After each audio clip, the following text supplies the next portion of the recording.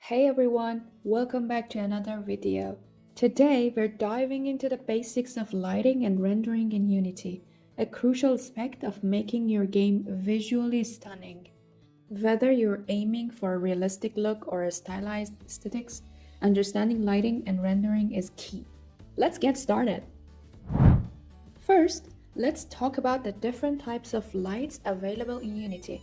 Unity provides four main types of lights: directional light, point light, spotlight, and area light. The directional light is like sunlight. It illuminates all objects in the scene evenly from one direction. To add a directional light, go to the top menu, select Game Object, Light, and then Directional Light. You can rotate it to change the direction of the light rays, which is useful for simulating different times of the day. This type of light is commonly used in outdoor scenes. For example, in games like The Legend of Zelda: Breath of the Wild, you'll see a lot of beautiful outdoor lighting that uses directional light to simulate sunlight. Next, we have point lights. Point lights emit light in all directions from a single point, like a light bulb. To add a point light, go to Game Object, Light, and then Point Light.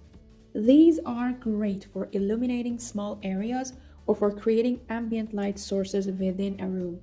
For instance, in Resident Evil games, point lights are often used to create eerie atmospheric lighting in small, confined spaces.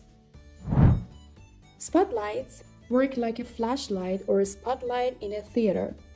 They emit a cone of light from a point, which is perfect for highlighting specific areas or creating dramatic lighting effects. You can add a spotlight by going to Game Object, Light, and then Spotlight. Adjust the angle and range to control the spread and reach of the light.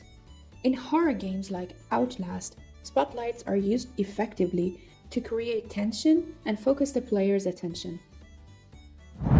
Finally, there are area lights, which are available if you're using Unity's High Definition Render Pipeline, HDRP.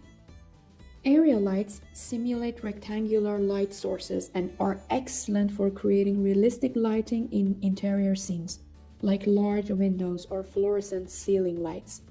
To add an area light, go to Game Object, Light, and then Area Light. These lights can add a lot of realism to your scene, similar to how lighting is handled in high-end games like Control or Cyberpunk 2077. Let's put this into practice. Here, I've created a simple scene with a small house model, or basically it's just a room. First, I'll add a directional light to simulate the sun. I'll rotate it to get the shadows just right for an afternoon setting. Next, I'll place point lights inside the house to simulate light bulbs. Notice how this adds a cozy feeling to the interior.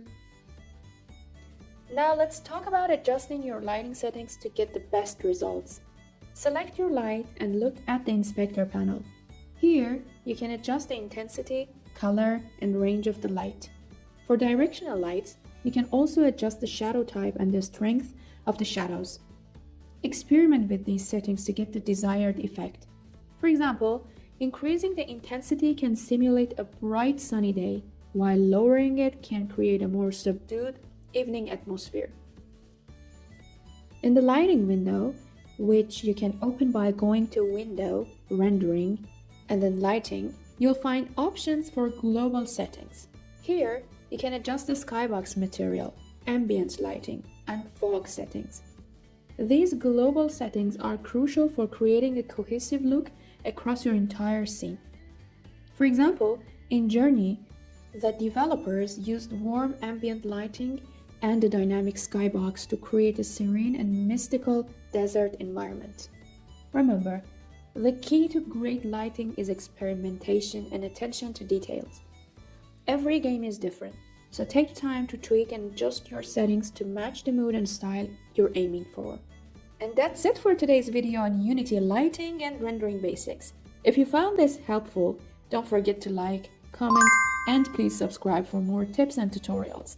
Thanks for watching and happy developing. See you in the next video. Bye!